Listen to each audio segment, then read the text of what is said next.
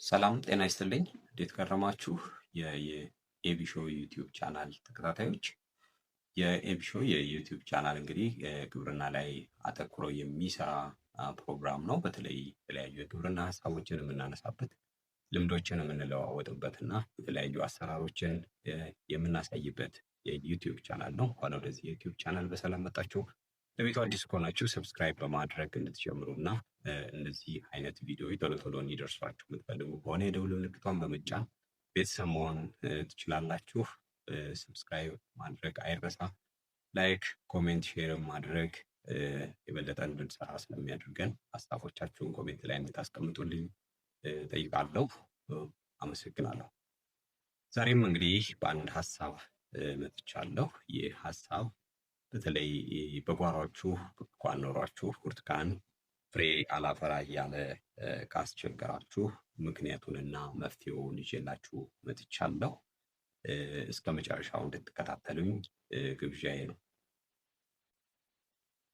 ለምንድን ነው ብርቱካን ምርት ያልሰጣችሁ ወይም ደግሞ ፍሬ እንዳያፈራ ያደረገው ምክንያቶች ምንድን ናቸው? ብዙ ጊዜ ሰዎች ብርቱካን ይተክላሉ። ከተከሉት በኋላ ምርት ሲጠብቁ በሚገባው ልክ ፍሬ ላያፈራ ይችላል። ያ እንግዲህ የተለያዩ ምክንያቶች ይኖራሉ፣ ሰዎች የማያስተውሏቸው ነገር ግን ብርቱካኑ ፍሬ እንዳያፈራ ያደረጉት ነገሮች ማለት ነው። ዋነኛውና መሰረታዊው አፈር ውስጥ በቂ የሆነ ኒውትረንት ወይም ደግሞ ማዕድን ከሌለ፣ በተለይ ፍሬ እንዲያፈራ አበባ እንዲያብብ የሚያደርጉት ማዕድናቶች በአፈር ውስጥ የማይኖር ከሆነ ተክሉ በቶሎ ፍሬ እንዳይሰጥ ያደርገዋል። ሌላኛው በተለይ ደግሞ ምርት ከሰጠ በኋላ ወይም ምርት አልሰጣለ ብለን በጣም የምንቆርጠው ከሆነ እና የምንጎዳው ከሆነ በመቁረጥ ወይም ፕሩን በምናደርገው ወይም በምንገልጽበት ሰዓት የምንጎዳው ከሆነ ቶሎ ምርት መስጠት አይችልም ማለት ነው። ሌላኛው በተለይ ውሃ የሚያንሰው ከሆነ ውሃ በአግባቡ ካልሰጠነው ልክ አበባ ባበበ ሰዓት ፍሬ በሚያፈራ ሰዓት በቂ ውሃ ማያገኝ ከሆነ ፍሩት ወይም አበባ እንዳይዝ ያደርገዋል ማለት ነው። ስለዚህ በቂ ውሃ ጊዜውን ጠብቀን ትክክለኛ የውሃ መጠን ልንሰጠው ያስፈልጋል ማለት ነው። በተለይ ደግሞ በአካባቢው አራተኛው ምክንያት በአካባቢው ላይ የተለያዩ ዛፎች የሚኖሩ ከሆነ እና በቂ ፀሐይ የማያገኝ ከሆነ ተክሉ አሁንም ፍሬ እንዳያፈራ ያደርገዋል። ምክንያቱም በቂ ፀሐይ ሊያገኝ ይገባል። ቢያንስ ከ6 እስከ 8 ሰዓት በቀን ውስጥ ቀጥታ ፀሐይ ሊያገኝ ሲገባ የተለያዩ ዛፎች ካሉ እና ጥላ የሚያጠሉበት ከሆነ የብርቱካን ምርት ወይም ፍሬ አይዝም። ሌላኛው በበሽታም ተጠቅቶ ከሆነ እሱን መፈተሽ ማየት ያስፈልጋል ማለት ነው። ሌላኛው እንግዲህ ናይትሮጅን የሚበዛበት ከሆነ በተለይ አፈሩ ውስጥ እጅግ በጣም ኮሲ የሚበዛበት ከሆነ መሬቱ ቅጠል ብቻ ቅጠሉ ያማረ ይሆናል፣ ፍሬ እንዳይዝ ግን ያደርገዋል። ምክንያቱም ፍሬ እንዲይዝ የሚያደርገው የፖታሽየም መጠን በዛ ውስጥ ስለሌለ ፍሬ እንዳይዝ ያደርገዋል ማለት ነው። ስለዚህ ይሄ ትልቁ ችግር ነው ማለት ነው።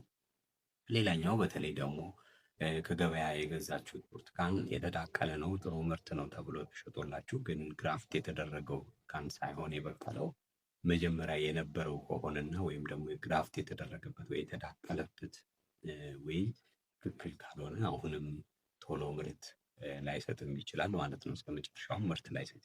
ስለዚህ ምን ማድረግ አለብን እንደ መፍትሄ ብለን ስናስብ አንደኛ ኮምፖስት እያዘጋጀን ወይም ልንጨምርበት ይገባል አፈሩ ላይ ማለት ነው። የተለያዩ ኤንፒኬ ወይም ናይትሮጅን፣ ፎስፈረስ፣ ፖታሽየም ባላንስ የሆነ አፈር ውስጥ ልናደርግለት ይገባል።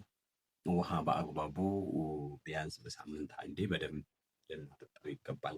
በቀን ሳይሆን በሳምንት አንዴ ጥሩ አድርገን ያ ውሃ ወይም ያ ተክል በቂ ውሃ ሊያገኝ ይችላል ማለት ነው።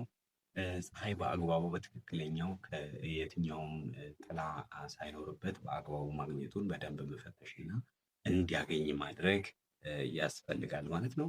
የተለያዩ በሽታዎችን ተጠቅቶ ከሆነ ኦርጋኒክ የሆኑ ለምሳሌ ኒም ኦይልን በመጠቀም ማዘጋጀት ይቻላል። ከዚህ በፊት የሰራኋቸው ቪዲዮዎች አሉ፣ እሱ በማየት እንድታዘጋጁለት ያስፈልጋል ለእነኛ ለበሽታዎች ለመከላከል ማለት ነው። በተቻለ መጠን ደግሞ ኤክሰስ ናይትሮጅን ወይም ደግሞ ናይትሮጅን እንዳይበዛበት የተለያዩ ፍግ እያደረግን መሬቱ የበለጠ ኮሲ እንዲሆን አድርገን ከሆነ እሱን መቀነስ ያስፈልጋል ማለት ነው። የናይትሮጅን መጠኑ ከበዛ ቅጠሉ ብቻ ይበዛና አቋሙን ስናየው ጥሩ ነው፣ ግን ፍሬ አይሰጠንም ማለት ነው። ስለዚህ እሱን በማስተካከል የተሻለ ፍሩት የተሻለ ምርት እንዲሰጥ ማድረግ ይቻላል ማለት ነው። ብርቱካንን ለዛሬ ያለኝ ሀሳብ ይህንን ይመስላል። አብራችሁ ስለነበራችሁ ስለምትከታተሉኝ እጅግ አድርጌ አመሰግናለሁ። ቤቱን ሰብስክራይብ እንድታደርጉ ጥያቄ አቀርባለሁ። ስለነበረኝ ጊዜ እጅግ አመሰግናለሁ።